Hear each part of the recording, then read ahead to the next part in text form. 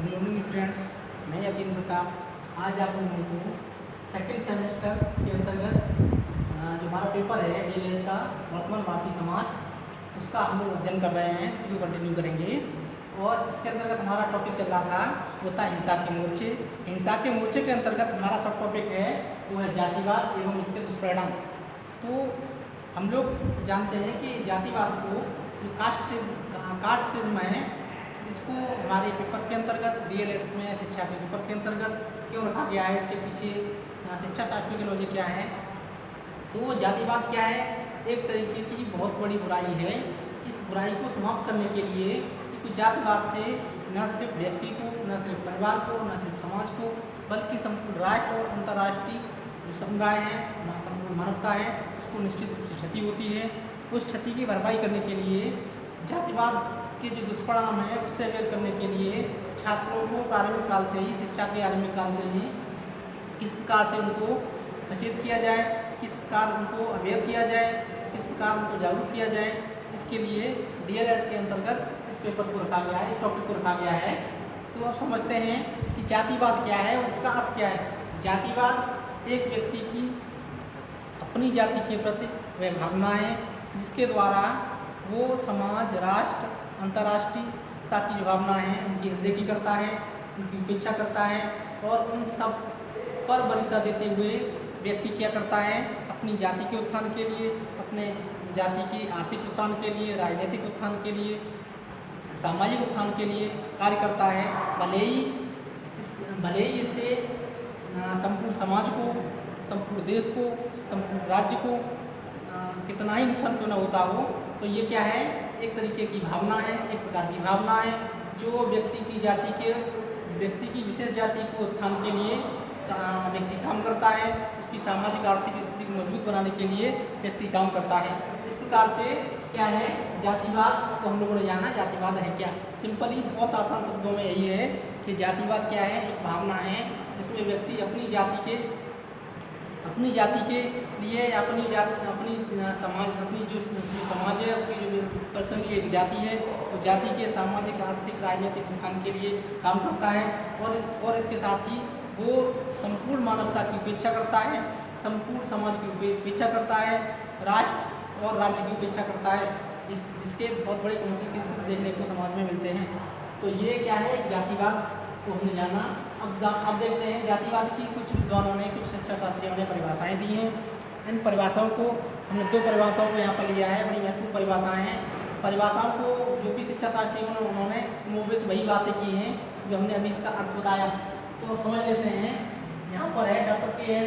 Sharma, doctor Kailash Nath Sharma के अनुसार जातिवाद ये कहते हैं, जातिवाद क्या है, ये कहते हैं जातिवाद एक जाति के व्यक्तियों की वह भावना है जो देश या समाज के सामान्य हित का ख्याल न रखते हुए केवल अपनी ही जाति के उत्थान, जाति एकता और जाति की सामाजिक स्थिति को सुदृढ़ या मजबूत करने के लिए प्रेरित हो। अर्थात जातिवाद क्या है? जातिवाद एक ही जाति के व्यक्ति द्वारा अपनी ही जाति के उत्थान के लिए, सामाजिक रूप से जातीय एकता के लिए और इसके आर्थिक राजनीतिक उत्थान के लिए क्या करता है व्यक्ति? देश की हित की अनदेखी करता है और केवल अपनी जाति को एक क्या है, एक छोटी सोच है, एक संकुचित सोच है जिसके जरिए व्यक्ति अपनी जाति के उत्थान के लिए कार्य करता है। इस प्रकार से एक और दूसरी परिभाषा है, उसको और देख लेते हैं। के.एम. पन्नीकर के अनुसार ये कहते हैं राजनीतिक भाषा में जाति के प्रति निष्ठा का भाव ही जातिवाद है। अर्थात किसी भी जाति की, सब कास्ट के प्रति जो भी भावनाएं हैं वो क्या है, जातिवाद है। अब आगे बढ़ेंगे हम लोग। ये दोनों परिभाषाएं होगी, आप चाहे तो नोट डाउन कर लें या इसका स्क्रीनशॉट ले लें।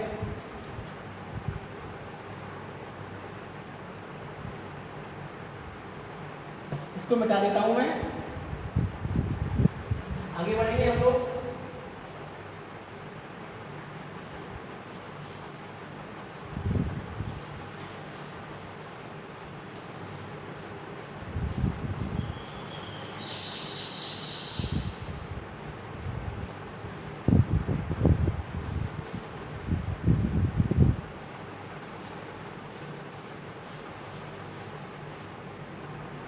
देखते हैं जातिवाद के विकास के प्रमुख कारण।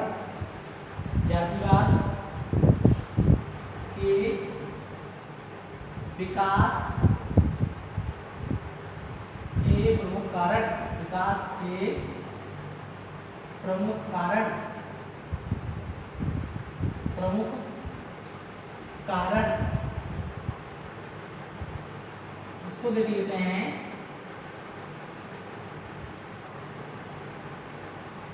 जातिवाद के विकास के प्रमुख कारण हैं, जो भी कारण हैं वो क्या कारण हैं, कौन कौन से कारण हैं इसको हम समझेंगे। लेकिन इसके विभिन्न कारण हैं जातिवाद को बढ़ावा देने के लिए, जो जातिवाद को बढ़ावा देते हैं इसके अनेकों कारण हैं।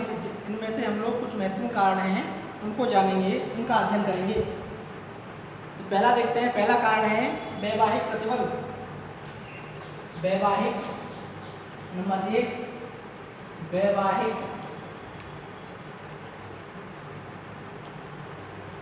प्रतिबंध।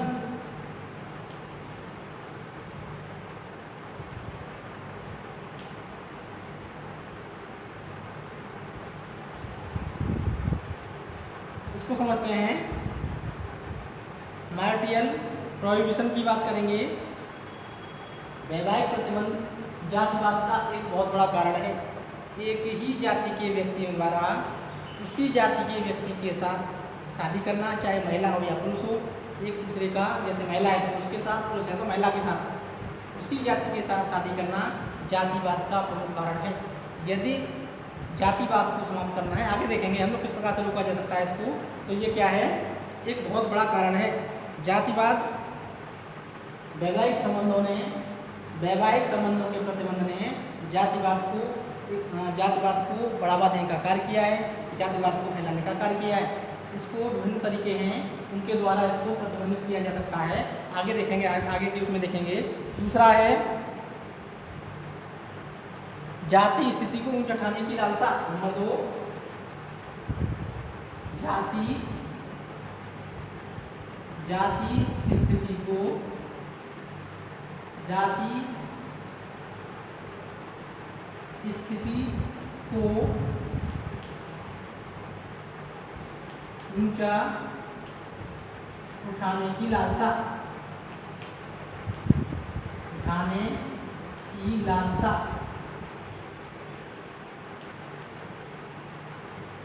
ठीक है, जैसा कि अभी हम लोगों ने परिभाषा में पढ़ा, एक जाति द्वारा किसी विशेष जाति का व्यक्ति अपनी ही जाति के स्वार्थों के लिए अपनी जाति को आर्थिक, राजनीतिक, सामाजिक और राष्ट्रीय और उसमें सांगठनिक रूप से उसको ऊंचा उठाने के लिए, उसको सुदृढ़ करने के लिए जो भी प्रयास करता है, तो वो क्या है, वो जातिवाद का प्रमुख कारण बनता है।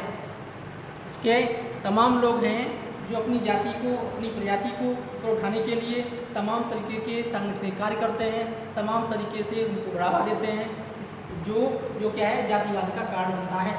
नेक्स्ट देखते हैं, नंबर 3 प्रचार एवं यातायात के साधनों में वृद्धि। नंबर 3 मैं बता देता हूँ इसको। नंबर 3 प्रचार तथा यातायात के साधनों में वृद्धि के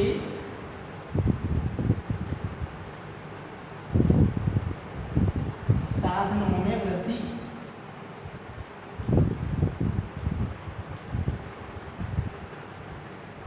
ठीक है फ्रेंड्स, इसको देखते हैं। आज समाज ने बहुत ज़्यादा प्रगति की है। आज का युग तकनीकी का युग है, विज्ञान एवं प्रौद्योगिकी का युग है, जिसमें संचार के साधनों ने बहुत ज़्यादा वृद्धि की है, बहुत ज़्यादा नए नए आयाम हासिल किए हैं।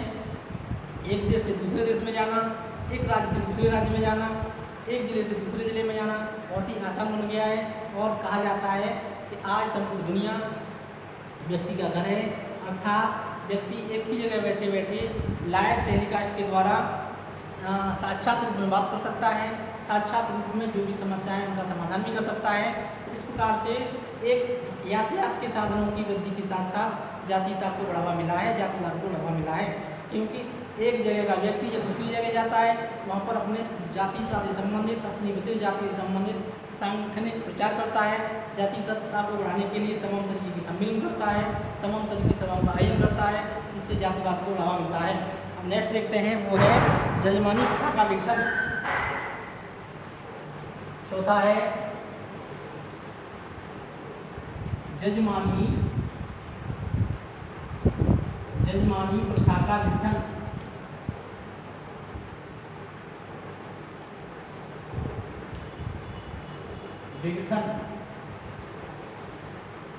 इसको देखते हैं स्टूडेंट्स।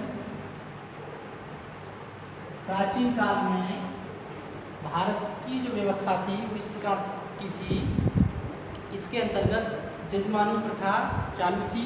यहाँ पर प्रत्येक जाति के अंदर, समाज के अंदर एक निश्चित क्षेत्र होता था जिसमें जजमान अपनी जो सेवा देते थे उनके बदले उनको अनुग्रह राशि मिलती थी, वेतन मिलता था।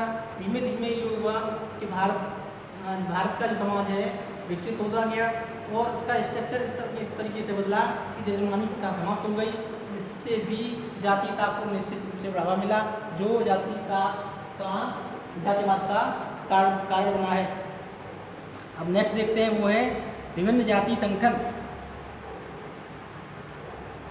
जातिवाद का उद्गम स्रोत जाति है। नंबर 5 है जातिवाद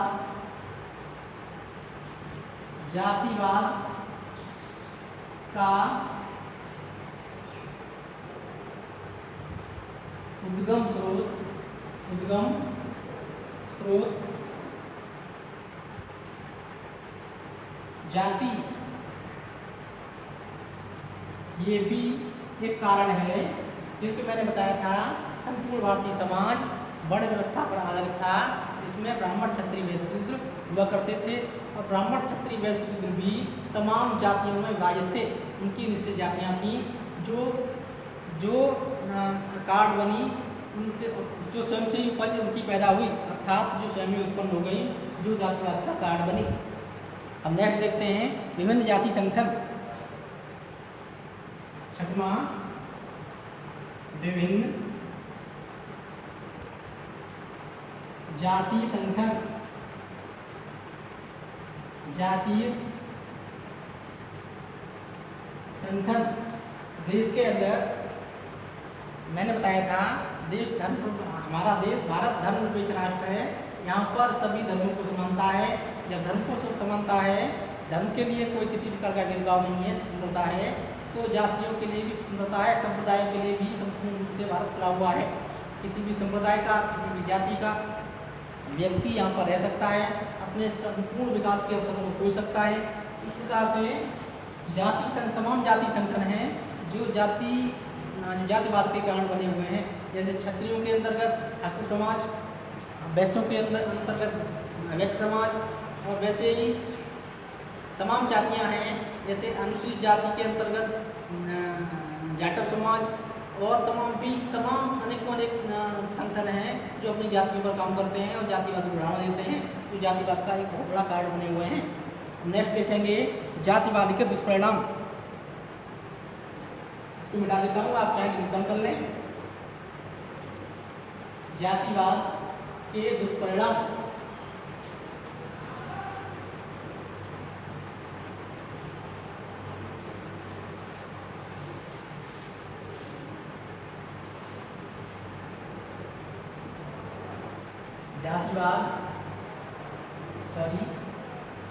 जातिवाद के दुष्परिणाम।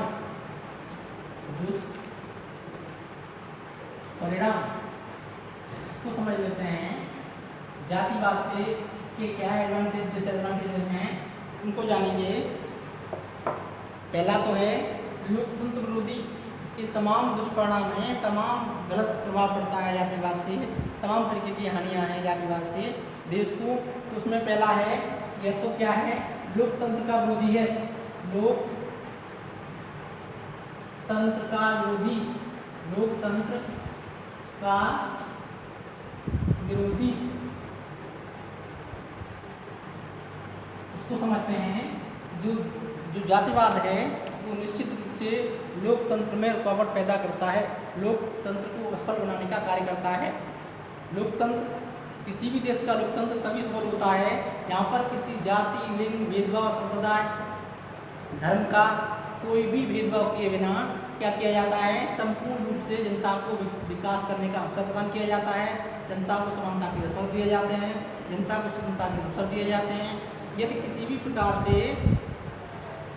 जातिवाद को बढ़ावा मिलेगा तो निश्चित रूप से लोकतंत्र के लिए यह खतरा साबित होता है, अर्थात इससे लोकतंत्र समाप्त होता है। तो इस पहला इसका दुष्परिणाम क्या है, ये लोकतंत्र विरोधी है, लोकतंत्र को इससे क्षति होती है, हानि होती है। नंबर 2, दूसरी बात करेंगे राष्ट्रीयता के विकास में बाधक।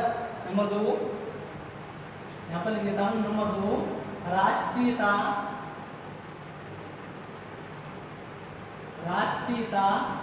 के विकास में बाधक। राष्ट्रीयता के विकास में बाधक, ठीक है। इसको देखते हैं। निश्चित रूप से जब व्यक्ति जातिवाद की बात करता है तो वो स्वार्थ से पूर्ण रूप से ग्रस्त हो जाता है, स्वार्थ से पूर्ण रूप से झगड़ लेता है। वो उसकी सोच जो होती है संकुचित हो जाती है, उसकी जो व्यापक सोच होती है मर जाती है। वो केवल अपनी जाति के लिए सोचता है, अपने संप्रदाय के लिए सोचता है, और राष्ट्रीयता जैसे मुद्दे उसके लिए गौण हो जाते हैं, मायने नहीं रखते। इस प्रकार से जो राष्ट्रीयता की भावनाएं व्यक्ति के अंदर होनी चाहिए, राष्ट्र पर मरने मिटने की भावनाएं व्यक्ति के लिए होनी चाहिए, मानवीय गुणों से पूर्ण व्यक्ति को होना चाहिए, वो सारी चीज़ें व्यक्ति खत्म हो जाती हैं, सारी चीज़ें बच्चे की खत्म हो जाती हैं। तो इससे क्या होता है कि राष्ट्रीयता के विकास में निश्चित रूप से बाधा साबित करता है, बाधा डालता है और उसको असफल बना देता है। नेक्स्ट बात करते हैं सामाजिक एकता में बाधक। नंबर 3 की बात करेंगे, सामाजिक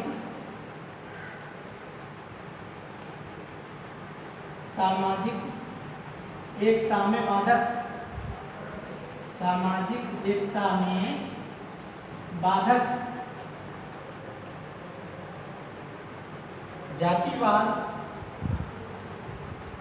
वह हथियार है जो संपूर्ण समाज के ताने बाने को विध्वंस कर देता है, संपूर्ण समाज के ताने बाने को खत्म कर देता है। जातिता की भावनाएं सामाजिक हितों से बहुत ज़्यादा सामाजिक हितों पर प्रहार करती हैं। वो व्यक्ति की स्वार्थी की पूर्ति के लिए, विशेष जाति विशेष की स्वार्थी की पूर्ति के लिए व्यक्ति काम करता है। समाज में जो भी और व्यक्ति होते हैं उनकी अवहेलना करता है, उनको अनदेखा करता है, जिससे समाज में टकराव देखने को मिलता है, जो निश्चित रूप से सामाजिक ढांचे में जो सामाजिक एकता है उसको हानि पहुंचाता है। नंबर 4 की बात करेंगे। चौथा नंबर है नैतिक पतन। नैतिक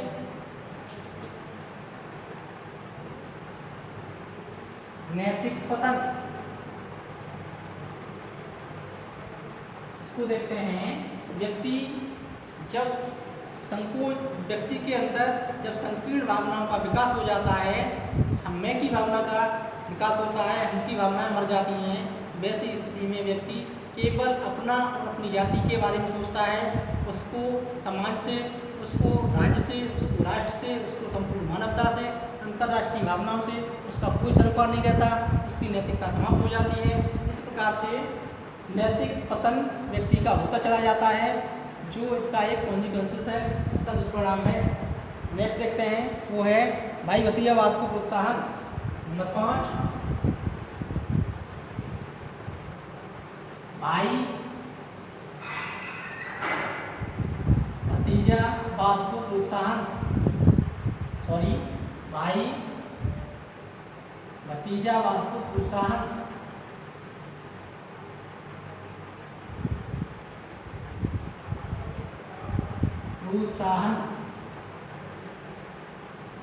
जब व्यक्ति के अंदर जातिवाद की भावनाएं हावी हो जाती हैं, जातिवाद उसके ऊपर से चढ़कर बोलता है, तो निश्चित रूप से उसकी व्यापक सोच खत्म होती है। वसुधैव कुटुंबकम की भावनाएं मर जाती हैं, समाप्त हो जाती हैं। राष्ट्रीयता की भावनाएं कमजोर पड़ जाती हैं। समाज कल्याण की भावना या लोकहित की या जन कल्याण की भावनाएं उसको बिल्कुल भी दिखाई नहीं देती।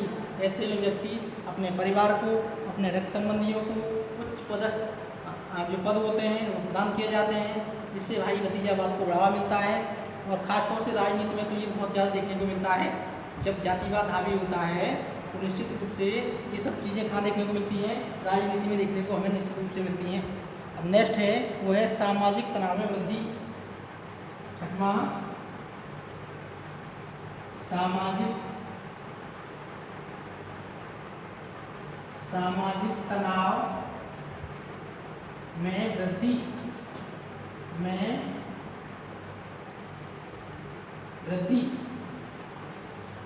जातिवाद का सबसे बड़ा कारण जो भी समाज है वो समाज में तनाव देखने को मिलता है। अर्थात समाज में विभिन्न जातियों के लोग रहते हैं। एक जाति का व्यक्ति सिर्फ अपनी ही जाति के उत्थान की बात करता है, अपनी जाति के विकास की बात करता है, अपनी जाति की एकता की बात करता है, दूसरी जातियों की अवहेलना करता है, उनकी भावनाओं को ठेस पहुंचाता है, उनके अंदर दूसरे व्यक्तियों की आस्थाओं पर अविश्वास करता है। तो निश्चित रूप से समाज में संघर्ष देखने को मिलता है। जब समाज में संघर्ष होता है वहाँ पर हिंसा देखने को मिलती है, और जब हिंसा होती है तो समाज की स्थिति बहुत दयनीय हो जाती है। समाज का ढांचा पूरी तरह से खत्म हो जाता है और समाज क्या हो जाता है, तनावग्रस्त हो जाता है। इस प्रकार से हम लोगों ने जो जातिवाद था उसकी हानियाँ देखी, उसके दुष्परिणाम देखे कि क्या क्या इनसे हानियाँ होती हैं समाज को, क्या क्या इसके अवगुण हैं या इसका दोष है। अब देखते हैं जातिवाद को समाप्त करने के सुझाव। इसको यहीं पर लिख देता हूँ मैं। अब अगला हेडिंग है जातिवाद को समाप्त करने के सुझाव। जातिवाद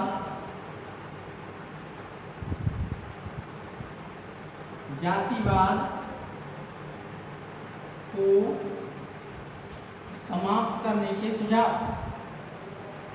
समाप्त करने के सुझाव। ठीक है फ्रेंड्स, जातिवाद को किस प्रकार से समाप्त किया जा सकता है, वो कौन कौन से तरीके हैं जिनसे जातिवाद से निजात समाज को मिल सकती है, देश को मिल सकती है, राज्य को मिल सकती है। तो पहला तो है जाति विरोधी शिक्षा।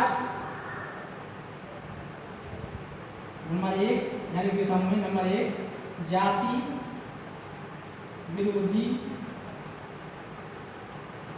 शिक्षा।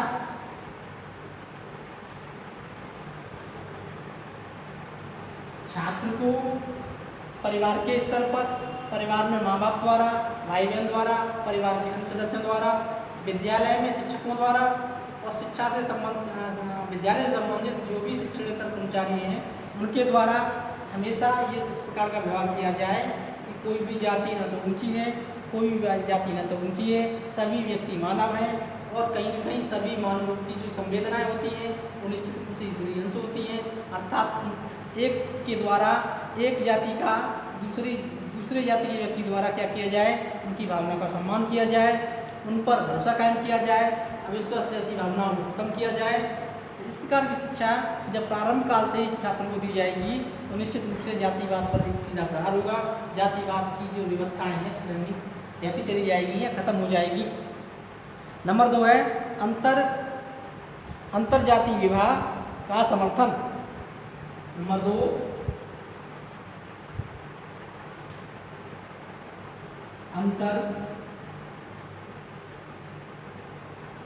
अंतर जाति विवाह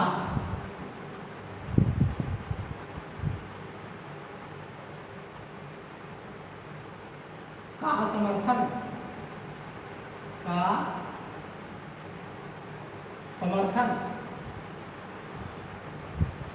अंतरजाति विवाह का निश्चित रूप से पढ़े लिखे व्यक्तियों द्वारा, निश्चित रूप से सरकार द्वारा, निश्चित रूप से जो भी समाज के बुद्धिजीवी व्यक्ति हैं उनके द्वारा समर्थन किया जाना चाहिए।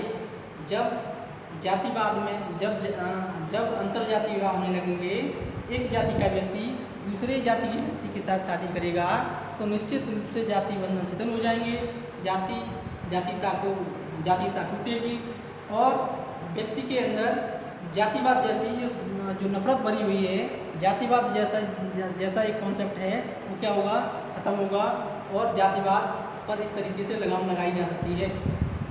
हम चाहे जितनी भी बातें करें समाज में, चाहे जो भी बातें करें, उच्च जाति का व्यक्ति निम्न जाति के व्यक्ति के साथ अभी भी बहुत बड़ा गैप है और इसको भर पाना अभी भी इतना आसान नहीं है।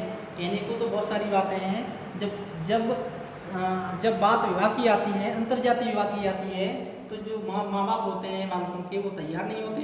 यदि कोई अनुसूचित जाति का बच्चा, अनुसूचित जनजाति का बच्चा उच्च जाति की लड़की से शादी करता है तो या करने के लिए अपना प्रस्ताव रखता है तो घर वाले सिरे से नकार देते हैं। लेकिन ये स्थिति तभी समाप्त होगी जब समाज शिक्षित होगा। इस प्रकार से अंतरजातीय विवाह को प्रोत्साहित करके जातिवाद को खत्म किया जा सकता है। नेक्स्ट है वो है जाति बोधक नामों का बहिष्कार। तीसरा, जाति बोधक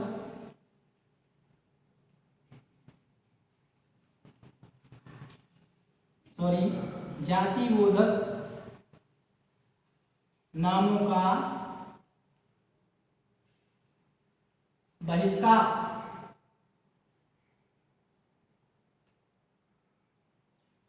ठीक है स्टूडेंट्स, इसको समझते हैं कि जो भी व्यक्ति अपनी नाम के आगे जातियां लगाता है या जाति शब्द को जोड़ता है उनका विरोध किया जाना चाहिए। सरकार के स्तर पर एक नियम या अधिनियम या अध्यादेश बना देना चाहिए या अपनियम बना देना चाहिए कि किसी भी व्यक्ति को जाति बोधक शब्द अपने नाम के आगे लगाने की छूट नहीं दी जाएगी। जब इस प्रकार की व्यवस्थाएं होंगी तो निश्चित रूप से जातीयता को खत्म करने में सरकार हमारी मदद कर सकती हैं, सरकारें हमारी मदद कर पाएंगी। इस प्रकार से जातीयता बोधक शब्दों का समाज के स्तर पर, राज्यों के स्तर पर और भारत सरकार द्वारा इसके लिए प्रतिबंधित इसको करना चाहिए ताकि जातिवाद का बंधन टूट सके, जातिवाद का जो मकड़ जाल है उसको समाप्त किया जा सके। अब नेक्स्ट है वो है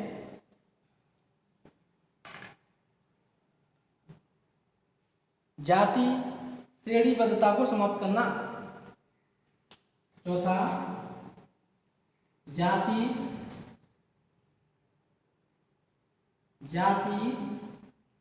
श्रेणीबद्धता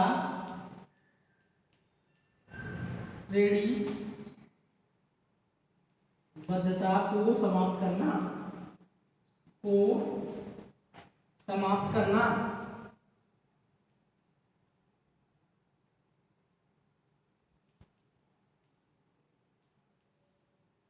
वर्तमान समय में जातीयता की जो श्रेणी बन गई है ऊपर से नीचे, नीचे से ऊपर, इसको निश्चित रूप से समाप्त किया जाना चाहिए।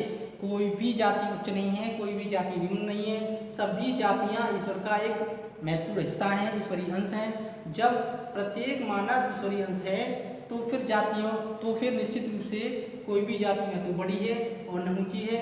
एक जाति के व्यक्ति द्वारा दूसरे जाति के व्यक्ति को सिर्फ और सिर्फ एक मानव और ईश्वर का उपहार समझना चाहिए। और जब इस प्रकार की भावनाएं व्यक्ति के अंदर आएंगी, श्रेणीबद्धता जो जातीयता से संबंधित है समाप्त होगी, तो जातीयता को निश्चित रूप से समाप्त किया जा सकता है या खत्म किया जा सकता है। आगे देखते हैं वो है जाति संगठनों को हतोत्साहित करना। पांचवा, जाति संगठनों को हतोत्साहित करना।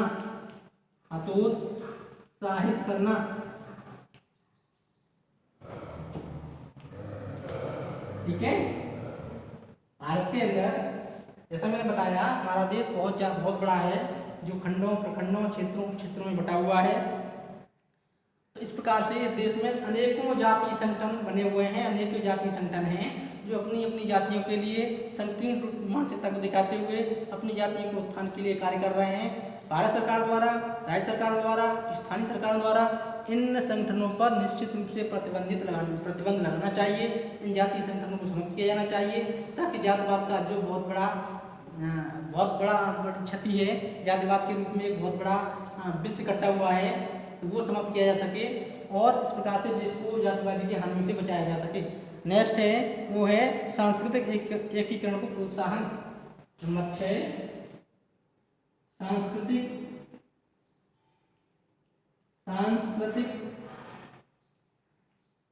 एकीकरण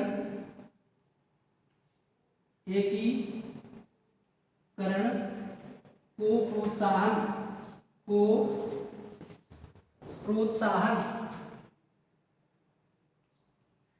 प्रोत्साहन। देश के अंतर्गत हजारों हजार संस्कृतियां हैं, हजारों हजार तरीके के लोग हैं, जातियां हैं, प्रजातियां हैं, उनकी संस्कृतियां अलग हैं, लेकिन वार्षिक रूप से विद्यालय के अंदर और सामाजिक संगठनों द्वारा निश्चित रूप से क्या किया जाए, सांस्कृतिक एकीकरण को बढ़ावा दिया जाए। विभिन्न संस्कृतियों के मेल जोल से संबंधित जो कार्यक्रम किए जाते हैं, जो कल्चरल प्रोग्राम्स होते हैं, उनको निश्चित रूप से बढ़ाया जाए। तो निश्चित रूप से क्या होगा, जातीयता को या जातिवाद को समाप्त किया जा सकेगा, जातिवाद का अंत किया जा सकेगा। इस प्रकार से हम लोगों ने आज की स्लाइड में जातिवाद एवं इसके दुष्परिणामों से संबंधित अध्ययन किया है। आपको इससे संबंधित कोई भी क्वेरीज करनी हो, कोई भी आपका शंका किसी प्रकार की हो, तो मैं उसका सॉल्यूशन दूंगा। आज के लिए बस इतना ही, धन्यवाद।